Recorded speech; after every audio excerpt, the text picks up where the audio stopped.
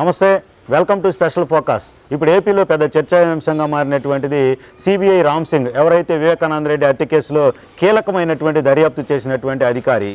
రామ్ సింగ్ పైన ఎవరైతే వివేకానంద రెడ్డి హత్య కేసుకు సంబంధించినటువంటి వ్యక్తులు అక్కడ లోకల్ కోర్టులో, పులివెందుల కోర్టులో దాఖలు చేసినటువంటి పిటిషన్ నేపథ్యంలో కేసు నమోదవటం, చక్క ఏదైతే ఛార్జ్ షీట్ కూడా ఫైల్ చేసి కోర్టుకు సమర్పించటం. దీంతో అలర్ట్ అయినటువంటి సిబిఐ ఇప్పుడు ఎస్పీగా ఉన్నటువంటి, అప్పట్లో ఏఎస్పీగా ఉన్నటువంటి రామ్ సింగ్, అలాగే ఆ కేసుకు సంబంధించి తమను బెదిరించారంటూ నిందితులే ఇన్వెస్టిగేషన్ ఆఫీసర్ పైన, సునీత భర్త రాజశేఖర రెడ్డి పైన, ముగ్గురు పైన కేసు పెట్టి ఏదైతే ఛార్జ్ షీట్ వేయించి కోర్టుకు పెట్టిన పరిస్థితుల్లో హైకోర్టును ఆశ్రయించారు ఈ ముగ్గురు కూడా.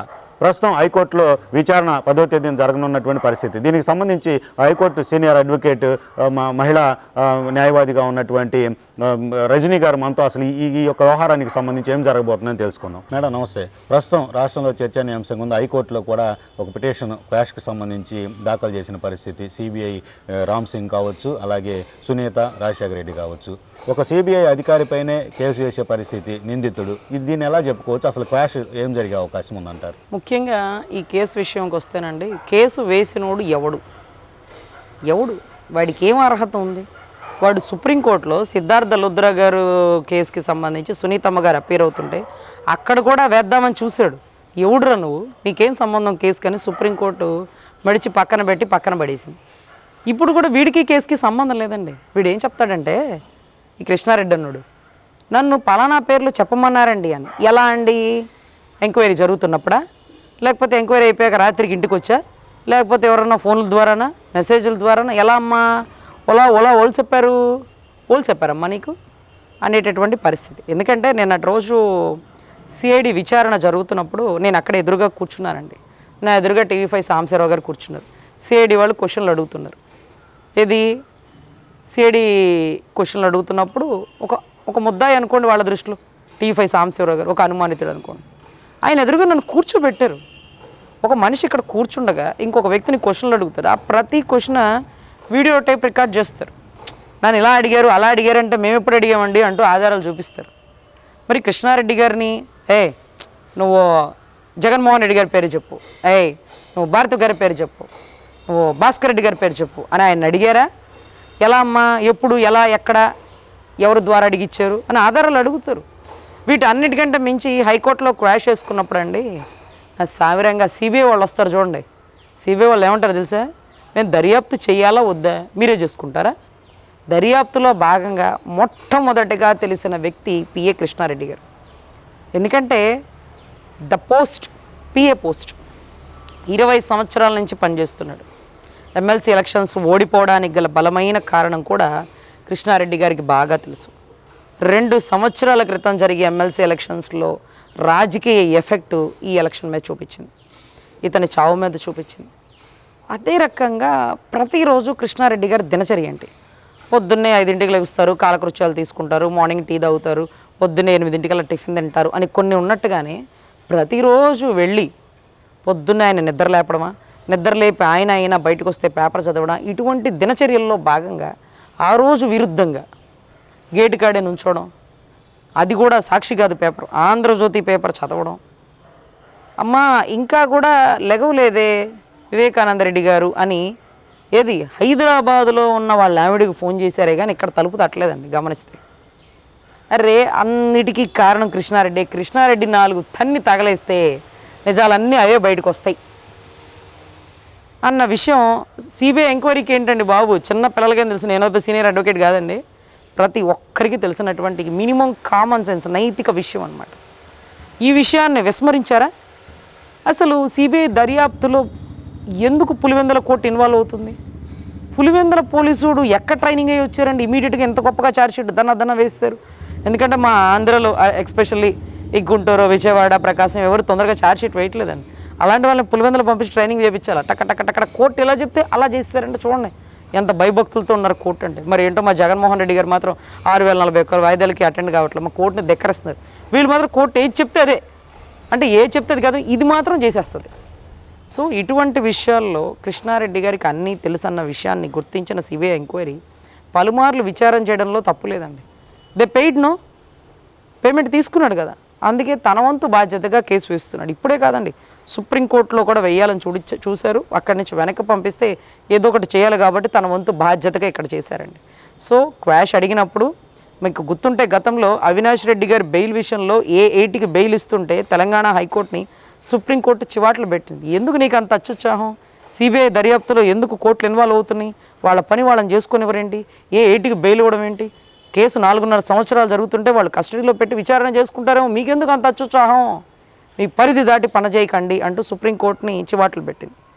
ఈరోజు హైకోర్టు కూడా పులివెందుల కోర్టుకి చివాట్లు పెడుతుంది. సిబిఐ వాడు క్వశ్చన్లు అడగడా? మీరు క్రాస్ ఎగ్జామిన్ చేయకుండానే తీర్పులు ఇచ్చేస్తారైతే క్వశ్చన్లు అడగడా? క్వశ్చన్లు అడిగితే తప్పేటి? అన్నీ ఆడియో వీడియో రికార్డింగ్ ఉంటుందిగా, ఇంకా మన కోర్టులో రికార్డ్ చేయరు, అక్కడ అన్నీ రికార్డెడేగా. సో ఖచ్చితంగా ఏదైతే సిబిఐ విచారణలో తలదూర్చకూడదు, అతన్ని వదిలేయండి, అతనికి కేసుకి సంబంధం లేదని ఇవ్వబోతుందండి హైకోర్టులో క్వాష్. అదే రకంగా సునీతమ్మ గారు కానీ నర్రెడ్డి రాజశేఖర రెడ్డి కానీ వీళ్ళ పాత్ర మర్డర్ కేసులో లేదండి, ఆయన్ని ప్రభావితం చేయడంలో ఉందట. మేమేం ప్రభావితం చేయలేదండి అంటూ ఎలా ప్రభావితం చేశారని ఆయన చెప్పకపోతే కేసు అక్కడ ఓడిపోతాడు. ఇక్కడ మర్డర్ చేసిన వాళ్ళు ఇరుక్కుపోయే పరిస్థితులు ఉండాలంటే ఇక్కడ ఈయన వేసిన కేసు ఏంటంటేనండి, ఎంక్వైరీలో ఇలా వీళ్ళ పేర్లు చెప్పు వీళ్ళ పేర్లు చెప్పు అని రామ్ సింగ్ గారు, నర్రెడ్డి రాజశేఖర రెడ్డి గారు, సునీతమ్మ గారు చెప్పారట. చెప్తే వీడేమో చంటి బాలుడే చేయి పట్టుకొని చెప్పింది అలా చేయడానికి చేయొచ్చుగా, చేయకుండా ఉండొచ్చుగా. కాదట, కేసు వేయాలట, ఏదో కేసు ఈయన వేయాలన్నమాట. వేయకపోతే వాళ్ళు ఊరుకోరు, వాళ్ళ దగ్గర పేమెంట్ తీసుకున్నాడు, పని చేయొద్దు మరి. పాపం ఈయన పాటలు ఏనవ్వలేండి.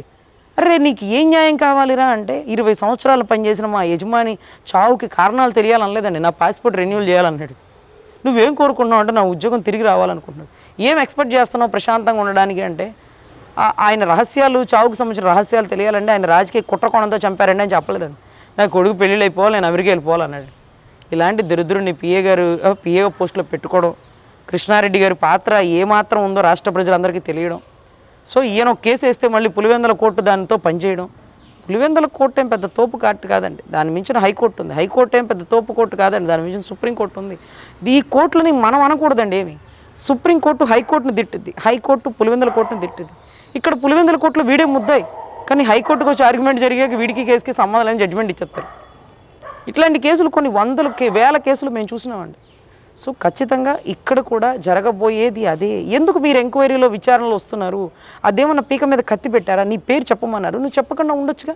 సరే పేరు చెప్పమన్నారు, ఎప్పుడు చెప్పమన్నారు, ఎలా చెప్పమన్నారు, చెప్పమన్న దానికి ఆధారాలు ఏంటి? సునీతమ్మ గారు వాయిస్ రికార్డ్ ఫోన్ చేసి ఇదిగో కృష్ణారెడ్డి, నా అన్న జగన్మోహన్ రెడ్డి అంటే నాకు కుట్ర కోణం ఉంది, కక్ష ఉంది, వాడి పేరే చెప్పు అని చెప్పిందా? ఏదో ఆడియో రికార్డు తీయమ్మా, గూగుల్ టేక్అవుట్ లొకేషన్ పట్టుకురమ్మా. ఏమీ లేవే, ఆధారాలు ఏం లేవండి. టపక్కమని కేసు వేయడమే, ఏదో విచారణ జరుగుతుంది. మనల్ని డైవర్షన్ పాలిటిక్స్ అనమాట. కేసు ముందుకెళ్ళిపోతుందండి. ఏ8 వరకు వచ్చేసింది. ఏ9 ఏ10 రావాలంటే ఎలక్షన్ కూడా ఆన్ అవ్వాలి. టాప్ లీడర్ లాంటి అవినాష్ రెడ్డి గారు, షార్ట్ లీడర్ లాంటి జగన్మోహన్ రెడ్డి గారు మొత్తం సర్దుకొని వచ్చేటటువంటి పరిస్థితి ఉంది. సతీ సమేతంగా రావాల్సిన పరిస్థితి ఎందుకు వచ్చిందంటే ఆ రోజు అజయ్ కల్లం గారు మీటింగ్ జరుగుతుండగా భారతి గారు కబురు చేశారు, జగన్మోహన్ రెడ్డి గారు పైకి వెళ్ళారు. అంటే ఫస్ట్ ఫోన్ లిఫ్ట్ చేసింది భారతి గారు, ఫస్ట్ విషయం తెలిసింది భారతి గారికి. అంటే ఎవరు ఫోన్ చేశారు భారతి గారికి? భారతి గారి పిఏ ఫోన్ నెంబర్ నుంచి వచ్చిందా? భారతి గారే ఫోన్ లిఫ్ట్ చేశారా? కానీ జగన్మోహన్ రెడ్డి గారి కంటే ముందు తెలిసింది భారతి గారికి. అది కూడా ఎన్నిటికండి? 4:30 లోపే. ఇక్కడ తెలిసింది 6 మీటింగ్ జరిగింది 4:30. ఆ టైంకల్లా నేను అటెండ్ అయ్యానన్నారు అజయ్ కల్లం గారు. పైకి వెళ్ళారు, మాట్లాడారు, మళ్ళీ కిందకు వచ్చారు. చిన్న ఆయన Vivekananda Reddy is no more, మళ్ళీ క్యారీ ఆన్ మీటింగ్ అన్నారట. అదేదో ఆపరేషన్ చేసిన డాక్టర్ కనుక ఈజ్ నో మోర్ అంటే మళ్ళీ ఇంకో ఆపరేషన్ చేసుకోవడానికి వెళ్ళిపోతారు చూడండి. ఆ మాదిరిగా అంత చిత్తశుద్ధి ఉందండి. ఆ రోజు ఏం చూస్తున్నారో తెలుసండి, యజ్ఞం కాదండి, మేనిఫెస్టో. మన దరిద్రపు కోట రాష్ట్ర మేనిఫెస్టో రూపొందించింది వివేకానంద రెడ్డి గారు చనిపోయిన గడియల్లో. సో తద్వారా అసలు కేసు వేసేవాడే ఒక ముద్దాయి అయితే ముద్దాయికి కేసు వేసే అధికారం ఉందా? ఆ ముద్దాయి అంటాడండి, తుడిపేస్తే నాకేం సంబంధం అంటాడు. అరే నువ్వు అక్కడే నుంచొని శవానికన్నా కాపలా గాయలేవా? నువ్వు బతుకున్నప్పుడు మనిషికి కాపలా గాయాలా, మనిషి పోతే శవానికి కాపలా గాయాలా? వాడు ఎవడో కడుక్కొని తుడుచుకుంటాడు, ఏదన్నా పెళ్లి పెట్టలేసి పెళ్లి చేస్తున్నారా? ఏమయ్యా స్వామి, వాడేం చదువుకున్నాడు? సిఐ శంకరయ్య. అది గొడ్డలపోటు కాదు గుండెపోటు అంటాడు. అసలు కడిగేయడానికి వచ్చినోడు ఎవడు? కడిగితే తప్పేంటన్నాడండి దేవిరెడ్డి శివశంకర్ రెడ్డి. మేము కడిగిందేగా, కడిగితే 7 ఏళ్ళు జైలు శిక్షగా, దానికి కూడా లోపలేస్తారన్నాడండి వాళ్ళ లాయరు. కడిగితే 7 ఏళ్ళు జైలు శిక్షగా, దానికి లోపలేస్తారు. అంటే కడిగాడుగా, 7 ఏళ్ళు జైలు శిక్ష అని వాళ్ళ లాయర్కి తెలిసిపోయిందిగా. ఇంకేంటండి కేసు అంతా వాళ్ళకి తెలిసిపోతే? ఎవడు చెప్తే కడిగాడో వాడే దొంగ, లేకపోతే నీకు ఎవడు చెప్పాడో వాడిని పట్టుకొస్తే వాడిని తెలిస్తే అసలు దొంగ బయటకు వస్తాడు. ఎక్కడో కథా స్క్రీన్ ప్లే దర్శకత్వం చేసేవాళ్ళు ఒకళ్ళు, యాక్టర్స్ ఒకళ్ళు మొత్తాన్ని తెచ్చి మూకుమ్మడి దాడి చేస్తే మొత్తం కేల్కతం దుకాణం. దీంట్లో లాయర్లు అంటారండి, మర్డర్ చేసినోడు మావాడు కాదుగా, కడిగినోడు మావాడేగా, అంతే కదా. మావాడికి 7 ఏళ్ళు, చేయించినోడికి 10 ఏళ్ళు, స్క్రిప్ట్ రచించినోడికి ఎన్ని ఏళ్ళండి? ఇదంతా రాజకీయ కుట్రకోణం. దీంట్లో ఎటువంటి ఆస్తి వివాదాలు లేవని తేల్చేసినటువంటి సిబిఐ. గత ఎమ్మెల్సీ ఎలక్షన్స్ ప్రభావం కూడా ఈ కేసు మీద ఉంది. ఖచ్చితంగా బీటెక్ రవి, ఆదినారాయణ రెడ్డికి ఎటువంటి సంబంధం లేదు. కుటుంబం మొత్తం తిరుగుతుంది. నారాసురుడిని ఒక్కసారి కూడా పిలవలేదండి. ఈ జగనాసురుడు చుట్టే తిరుగుతుంది కదంట. అందులో సిబిఐ ఒక చిన్న విజ్ఞప్తి చేసింది. ప్రపంచానికంటే తెలియకముందే గౌరవ జగన్మోహన్ రెడ్డి గారికి తెలుసు. ఫస్ట్ ఫోన్ లిఫ్ట్ చేసింది భారతి గారు.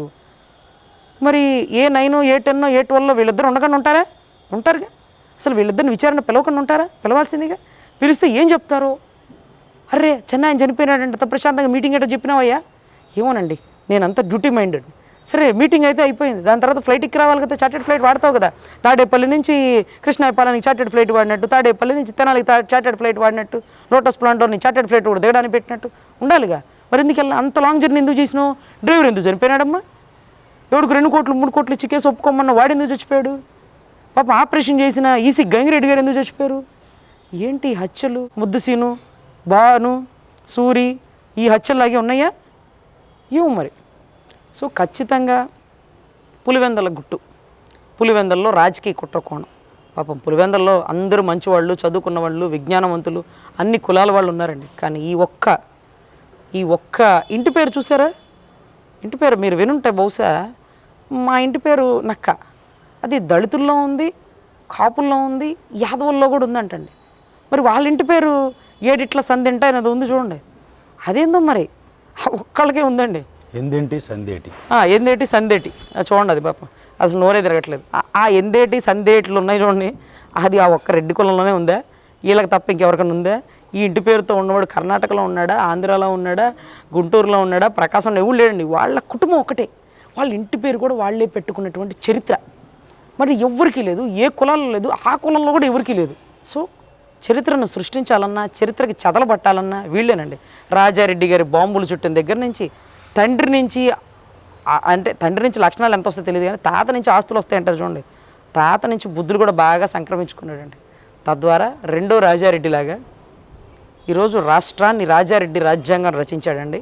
అదే రకంగా కుట్రకోణంలో, చంపడంలో, చావడంలో తండ్రిని సైతం ఏ రకంగా చనిపోయాడో ఈ రోజుకి ఎంక్వైరీ వేయించాలండి. నిజంగా షర్మిలమ్మ వస్తే సిబిఐ ఎంక్వైరీ వేయించమని విజ్ఞప్తి చేస్తాం. విజ్ఞప్తి చేస్తే దాని వెనకాల ఉన్న వాళ్ళు అందరూ బయటకు వస్తారు. ఇంతకీ షర్మిలమ్మ ఆంధ్రాలో సేఫ్గా ఉంటుందా లేదా? కాంగ్రెస్ పేరు ఎత్తి కాంగ్రెస్ని సపోర్ట్ చేసిన రాజశేఖర రెడ్డి లేరే, కాంగ్రెస్ని సపోర్ట్ చేద్దాం అనుకున్న వివేకానంద రెడ్డి లేరే, మళ్ళీ కాంగ్రెస్ని సపోర్ట్ చేద్దాం అనుకుంటున్న షర్మిలమ్మ ఉంటుందా? ఆమెని సపోర్ట్ చేయాలనుకున్నటువంటి విజయమ్మ ఆంధ్రాలో అడుగుపెట్టే ధైర్యం చేస్తుందా? వీళ్ళిద్దరికీ మనుగడ ఉంటుందా? వీళ్ళిద్దరు నోరు తెరిస్తే వివేకానంద రెడ్డి గారి కేసే బయటకు వస్తుందా, తండ్రి చావే బయటకు వచ్చిద్దా, లేకపోతే ఆ ఆస్తుల పంపకాల ఏంటో ఇవన్నీ అన్నిటికీ కూడా శుభం కార్డు పడే రోజు ఆసన్నమైందండి. Thank you madam. ఏదైతే సిబిఐ ఎస్పీగా ఉన్నటువంటి అప్పట్లో ఏఎస్పీగా దర్యాప్తు చేసినటువంటి పరిస్థితి వివేకానంద రెడ్డి కేసుకు సంబంధించి రామ్ సింగ్ పైన, సునీత పైన, రాజశేఖర రెడ్డి ఎవరైతే వివేకానంద రెడ్డి అల్లుడి పైన నమోదైనటువంటి కేసు హుటాహుటిన వేసినటువంటి ఛార్జ్షీట్కి సంబంధించి ఏపీ హైకోర్టులో క్వాష్కు వేసినటువంటి పరిస్థితుల్లో డెఫినెట్గా ఇన్వెస్టిగేషన్ అధికారి పైన అలాంటి కేసు ఉండటం అనేటటువంటి సమంజసం కాదు. డెఫినెట్గా క్వాష్లో ఏదైతే అనుకూలమైనటువంటి పరిస్థితులే రామ్ సింగ్కు ఉండే అవకాశం ఉంటుందనేటటువంటి అభిప్రాయం రజనీ గారు వ్యక్తం చేసినటువంటి పరిస్థితి అయితే ఉంది. అసలు నిందితుడికి ఇన్వెస్టిగేషన్ అధికారి పైన కేసు వేసే అథారిటీ ఎలా ఉంటుంది అనేటటువంటి అనుమానం కూడా, ఏదైనటువంటి ప్రశ్న కూడా ప్రస్తుతం ఉత్పన్నం అవుతున్నటువంటి పరిస్థితి ఉంది. ఏదైతే ప్రలోభాలకు, ఒత్తిళ్లకు తలొగ్గి లొంగి బెదిరిపోయే ఈ యొక్క ఘటనకు ఏదైతే కేసు వేయడానికి దారితీసిన పరిస్థితులు ఉన్నాయనేటటువంటిది అల్టిమేట్గా తెలుస్తున్నటువంటిది. ఇది ఈరోజు టాపిక్. మరో టాపిక్తో మళ్ళీ కలుద్దాం. నమస్తే.